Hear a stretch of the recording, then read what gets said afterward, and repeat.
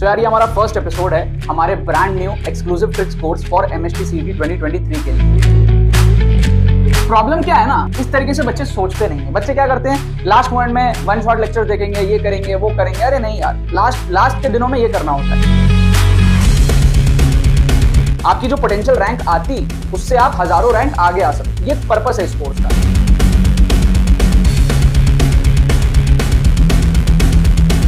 तो जो बच्चा एकदम ही जीरो पे है उसकी भी स्कोर देखो थोड़ी सी ठीक ठाक से दिख रही है। This course is for everybody who is appearing in MST CET। क्या आपको बात समझ में आ रही है? 5 नंबर अपने से आगे वाले को भी आप बीट करने का क्षमता रखते हो कम टाइम में तुक्का ट्रिक्स के बदौलत। जो इम्पैक्ट होता है ना यार, जब रिजल्ट आता है तब समझ में आता है। बात यह है कि 5 घंटे में जो 5 साल का एक्सपीरियंस है और जो आपके आगे के 5 साल जीवन के अच्छे करने वाला है, वो इम्पैक्ट जो है वो कोर्स लाता है। 30, 31, फिर भी देखो 31 सही हो गया है ना।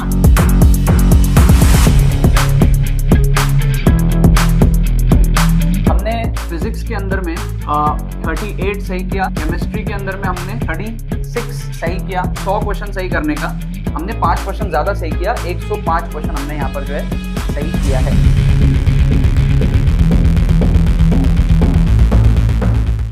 तो देखो यार, यहाँ पे मैं आपको कुछ जुगाड़ तरीके दिखाऊंगा फिजिक्स के MST CET के क्वेश्चंस को सॉल्व करने का। कुछ प्रीवियस ईयर क्वेश्चंस मैं आपके सामने ले लिया हूं। 4 क्वेश्चन आप यहाँ पर जो है स्क्रीन पे देख सकते हो, 2 आगे और 2 हमारे पास में जो है पीछे हैं। ठीक है, इन चारों क्वेश्चंस में कैसे जुगाड़ लगा करके आप लोग सॉल्व करोगे ये आप लोग देखोगे। बहुत ज्यादा आपको मजा आएगा इन सारे क्वेश्चंस को देखने में। आपको मैं बता दूं कि हमारे MST CET 2023 के एक्सक्लूसिव ट्रिक्स कोर्स से बहुत सारे बच्चे फायदा उठा रहे हैं, अपने नंबर को बूस्ट कर रहे हैं।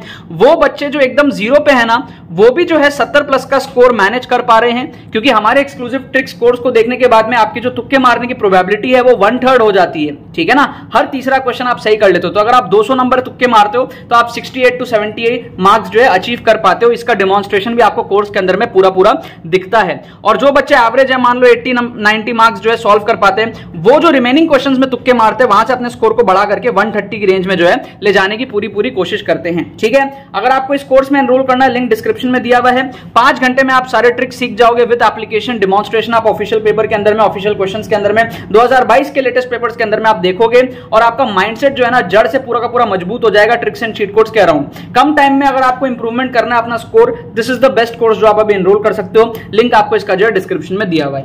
अब आ जाओ यार, बात करते हैं इस 4 क्वेश्चंस के बारे में। तो जुगाड़ तरीके मैं आपको बताता हूं क्वेश्चंस को सॉल्व करने का। एटीट्यूड कैसा रखो कि यार स्टाइल से क्वेश्चन को सॉल्व करो। आपको यहाँ पे दिया है एरिया ऑफ क्रॉस सेक्शन। क्या आपको दिया है? Area of cross section. आप डायमेंशंस चेक करो, आपको क्वेश्चन पढ़ने की जरूरत नहीं है, आप डायमेंशंस चेक करो। आपको दिया है टेंशन। टेंशन क्या होता है? फोर्स।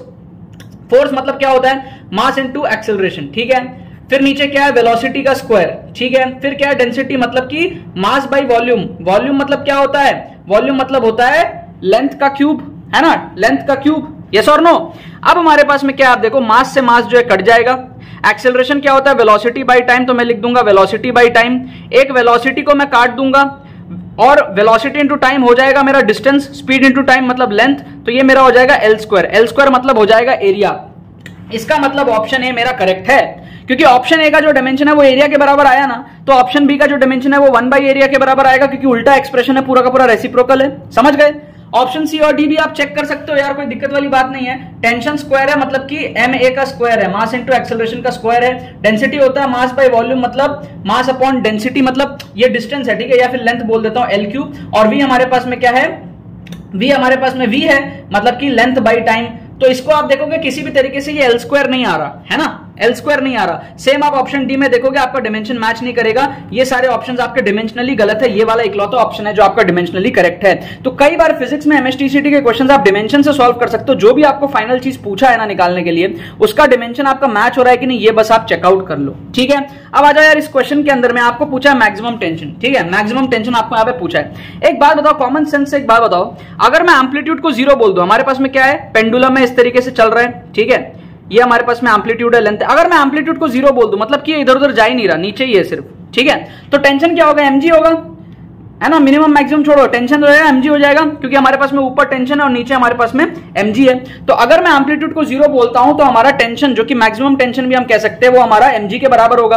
अगर आप ऑप्शंस में इस चीज को चेक करो तो मैं ऑप्शन ए में अगर एम्पलीट्यूड 0 लेता हूं तो मेरा टेंशन जो है वो mg के बराबर हो रहा है।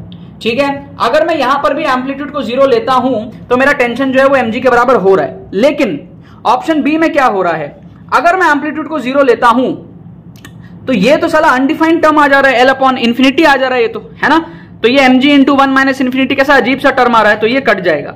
अगर मैं यहां पे एम्पलीट्यूड को 0 लेता हूं, ये हमारा इन्फिनिटी आ जाएगा, है ना, पूरा इन्फिनिटी आ जाएगा, तो ये हमारा कट गया। तो ये दोनों ऑप्शन हमारे क्या है, कट गए, क्योंकि देखो एम्पलीट्यूड 0 करते ही टेंशन mg के बराबर हो जाएगा, टेंशन इन्फिनिटी के बराबर नहीं होने वाला। क्या आपको बात समझ में आ रही है, यस और नो।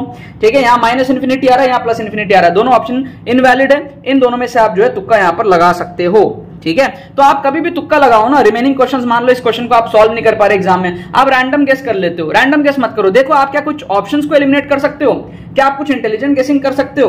ठीक है ना, तो एम्पलीट्यूड 0 करने से टेंशन mg के बराबर आना चाहिए टेक्निकली, तो एम्पलीट्यूड 0 करने से टेंशन जो है mg के बराबर ऑप्शन ए और ऑप्शन डी के अंदर में ही आ रहा है, बी और सी के अंदर में नहीं आ रहा है, तो हमने वहां पर जो है उसको एलिमिनेट कर दिया। ठीक है, इस क्वेश्चन को देखो, हमेशा मैंने आप लोगों को बताया क्रॉस कॉम्बिनेशन को मार्क करने के लिए, कई बार बताया, पहले के एपिसोड्स में भी बताया है कि आप क्रॉस कॉम्बिनेशन को जो है मार्क करो। जैसे मान लो आपको ऑप्शन दिया है 0,1, 1,1, 1,0, 0,0, तो ये जो 1,1 है ना और 0,0 है, इसको मत मार्क करो, क्रॉस कॉम्बिनेशन 1,0 या 0,1 इसको आप मार्क करो।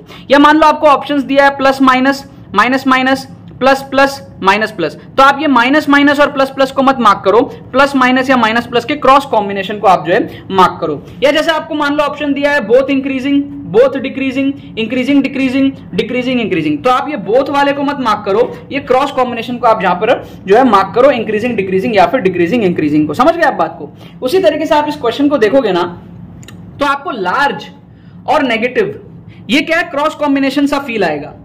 स्मॉल और पॉजिटिव भी आपको क्रॉस कॉम्बिनेशन से फील आएगा। स्मॉल मतलब छोटा, पॉजिटिव मतलब बड़ा एक तरीके से, लार्ज मतलब बड़ा, नेगेटिव मतलब छोटा एक तरीके से, है ना। लेकिन आप यहां देखोगे ना, लार्ज और पॉजिटिव ये दोनों ही सेम सेम टाइप के फील दे रहे हैं आपको, एक लार्ज दूसरा पॉजिटिव। यहां पर देखो स्मॉल और नेगेटिव दोनों ही आपको सेम सेम टाइप का फील दे रहा है, तो सेम सेम टाइप का जो आपको फील दे वो आप तुक्का मत लगाओ, आपको ऑपोजिट सेंस वाला जो फील दे उसमें आप तुक्का लगाओ, चांसेस आपके ज्यादा होंगे सही होने के। गारंटी नहीं दे रहा हूं मैं, लेकिन चांसेस ज्यादा होंगे सही होने के। तो आप ए और बी में से यहां पे तुक्का लगाओगे ना, बेटर होगा। ठीक है, अब आ जाओ यहां पे लास्ट क्वेश्चन में। अपन को टैंजेंशियल एक्सेलरेशन दिया है 3, ठीक है। अब आपको पता है कि जो नेट एक्सेलरेशन होता है वो टैंजेंशियल और हमारा जो सेंट्रीपिटल है उस दोनों का रिजल्टेंट होगा। ठीक है, अगर आपके पास में टाइम कम है या मान लो आपको सॉल्व करना नहीं आता, जो भी सारी सिचुएशन हो, आपको पता है वेक्टर रिजल्टेंट होगा ना यार, something a square plus b square या कुछ भी होगा मे बी। अगर आप उतना नॉलेजेबल नहीं भी हो तो भी आप एक चीज समझो कि आंसर 3 से बड़ा आएगा ना यार। ठीक है ना, क्या आपको बात समझ में आ रहा है। मतलब कि जैसे मान लो आपका root over of 3 square plus something कुछ वेक्टर रिजल्टेंट होगा ना, अगर 90 डिग्री है तो root over of 3 square plus something square होगा, कुछ और एंगल है तो कुछ और होगा। फील आपको आ रहा होगा कि आंसर 3 से शायद बड़ा होगा, ऐसा आपको फील आ रहा होगा। ठीक है, तो आप क्या कर सकते हो, 3 और 2 को काट दो, बाकी 2 में से आप तुक्का लगा सकते हो। वैसे तो इसका सोल्यूशन बड़ा सिंपल है, आप v square by R calculate करोगे ना रेडियल एक्सेलरेशन, तो 400 बाई 100 आपका 4 आएगा। 4 और 3 का वेक्टर रिजल्टेंट करोगे 90 डिग्री एंगल पे, आपका आंसर आएगा 5। तो वैसे तो बड़ा इसका इजी सोल्यूशन है, लेकिन फिर भी हम लोग थोड़ा सा तुक्का लगाने के सेंस में भी, अगर आपको नई नॉलेज है तो आप बोल सकते हो कि आंसर 3 से शायद ज्यादा आएगा, क्योंकि एक तो 3 हमारे पास में टैंजेंशियल है और साथ में हमारे पास में क्या है, रेडियल जुड़ेगा।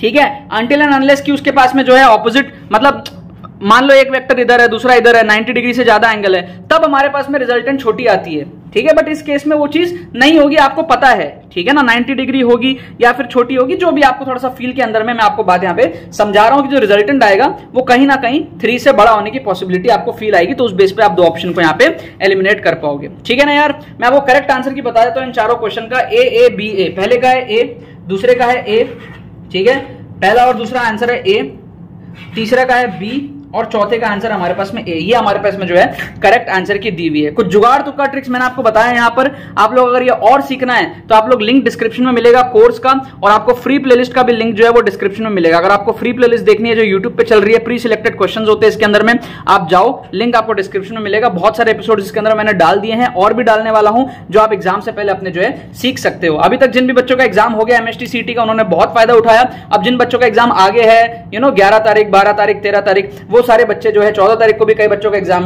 वो इस चीजों से जो है फायदा उठा सकते हैं। ठीक है ना यार, बाकी तो बस यही बात है।